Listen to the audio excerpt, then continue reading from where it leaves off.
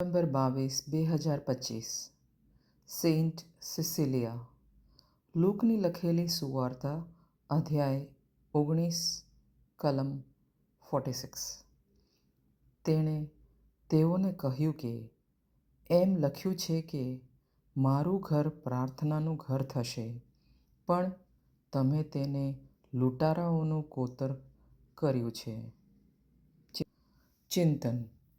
ઈસુ મંદિરને શુદ્ધ કરે છે, પ્રાર્થના માટે પવિત્ર જગ્યા પાછી મેળવે છે. સંગીતના આશ્રયદાતા સેન્ટ સિસિલિયાએ ગીત દ્વારા પૂજાને પવિત્ર કરી. આ કેથલિકોને વ્યક્તિગત મંદિરો, હૃદય, ચર્ચ ને વિક્ષોભેથી શુદ્ધ કરે છે.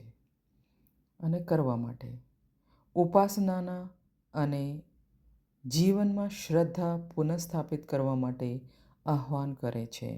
પ્રાર્થના. શુદ્ધિ કરનાર પ્રભુ, અમારા પ્રાર્થના ઘરોને શુદ્ધ કરો. સેન્ટ સિસિલિયાની જેમ અમને સુમેળભર્યા સ્તુતિથી ભરી દો. આમેન.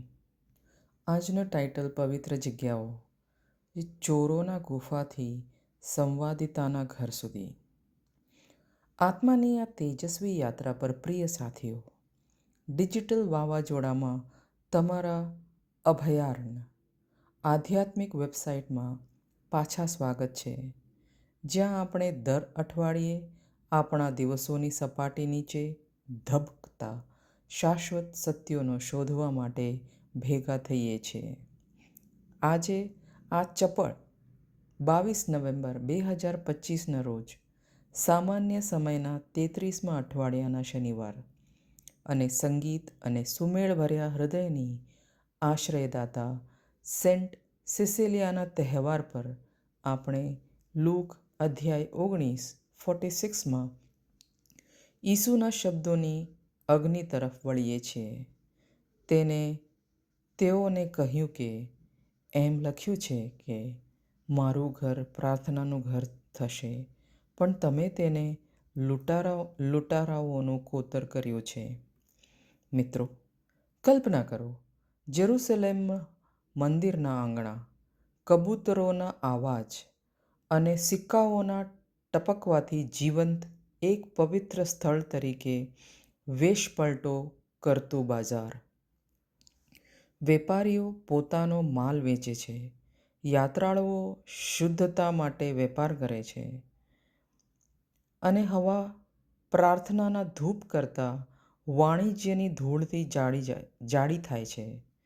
આ અંધાધૂંધીમાં ઈસુ તલવાર સાથે નહીં, પરંતુ દોરીઓના કોરડા અને દુઃખમાં લપેટાયેલા ગર્જના જેવા અવાજ સાથે આગળ વધે છે.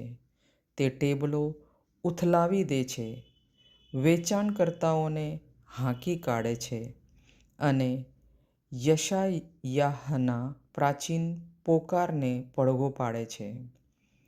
આ બધા લોકો માટે પ્રાર્થનાનું ઘર બનવા માટે બનાવાયેલ છે. ઓહ, કેવો દૈવી વિક્ષેપ! ક્રોધનું કાર્ય નહીં, પરંતુ એક પુનઃપ્રાપ્તિ, એક ઉગ્ર, કોમળ આગ્રહ કે પવિત્ર રહેવું જોઈએ, કે આપણા આત્માઓના નિવાસસ્થાનોને નફા અથવા ઢોંગ માટે વેચી શકાય નહીં. આ ક્ષણે ઈસુ ચોરોને રાત્રિના અસ્પષ્ટ પાત્રો તરીકે નહીં, પરંતુ આપણા બધામાં સૂક્ષ્મ તોડફોડ કરનારાઓ તરીકે ઉજાગર કરે છે.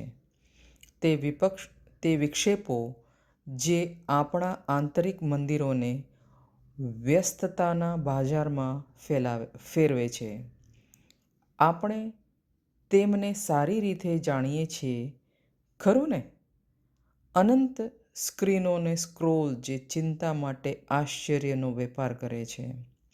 આપણે જે દ્વેષો ચાંદીની જેમ એકઠા કરીએ છીએ, આપણા હૃદયની વેદીઓને ભારે કરે છે.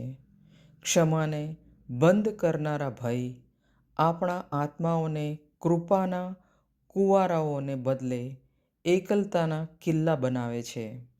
મારું ઘર, ઈસુ વિલાપ કરે છે. પ્રાર્થનાનું ઘર, છતાં તમે તેને ચોરોનો ગુફા બનાવી દીધું છે. તે આપણા આધુનિક ઉન્માદ માટે રાખવામાં આવેલ અરીસો છે. સૂચનાઓના અવાજથી અસ્તવ્યસ્ત આપણા ઘરો, વિભાજનના પડઘાથી ગૂંજતા આપણા ચર્ચો, આપણા જીવનને મંજૂરીના સૌથી વધુ બોલા લગાવનારની હરાજી કરવામાં આવે છે. પવિત્ર કેટલી સરળતાથી વ્યવહારિક બની જાય છે. દૈવી સંવાદના કાર્યોના શોર બકોરથી ડૂબી જાય છે. અને છતાં આ સુવાર્તાની પુનરુત્થાનની આશા અહીં રહેલી છે. પુનઃસ્થાપિત કરવાનું, ફરીથી પવિત્ર કરવાનું આમંત્રણ. ઈસુ તોડી પાડતા નથી, તે સ્પષ્ટતા માટે માર્ગ સાફ કરે છે. તે સ્ટોલ સાફ કરે છે જેથી મૌન ફરી એકવાર ગાવા લાગે. તો પછી સેન્ટ સિસિલિયા, તે તેજસ્વી શહીદ જેમનો તહેવાર આપણે આજે ઉજવીએ છીએ, પરંપરા તેણી મૌનનો ભોગ નહીં, પરંતુ અદૃશ્ય સિમ્ફનીના કલાગુરુ તરીકે રંગે છે. જેમ જેમ રોમનો નજીક આવતા ગયા, તેણીના સાક્ષીને ચૂપ કરવા માટે ખેંચાયેલી તલવારો. સિસિલિયા ડરી નહીં. ના, તેણીએ ગાયું. તેઓ કહે છે કે તેનો અવાજ કેટાકોમ્બસમાંથી ગાયનની જેમ ઉછળ્યો, આતંકને તેના વાસ્તવિક ગવાહીમાં રૂપાંતર કર્યો. બાંધેલા અને શિરચ્છેદ કરેલા છતાં 3 વાર અડગ, તે સ્વર્ગ અને પૃથ્વી વચ્ચેનો પુલ બની. તેનું રક્ત એક એવું મૃગજળ બની ગયું જેને વિશ્વના વિખવાદને દૈવી સંવાદિતામાં ટ્યુન કર્યો. સિસિલિયા આપણને યાદ અપાવે છે, પ્રાર્થનાનું સાચું ઘર ફક્ત પથ્થર કે મૌનથી બનેલું નથી, પરંતુ ગીતનું બનેલું છે.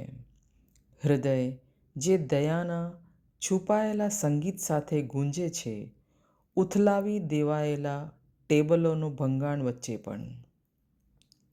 શું થશે, પ્રિય બહેનો અને ભાઈઓ, જો આપણે સિસિલિયાના સંગીતને આપણી શુદ્ધિકરણનું માર્ગ આપીએ? કલ્પના કરો કે આ આગમન પર્વની પૂર્વ સંધ્યાએ આપણે ઊગવાની જરૂર છે.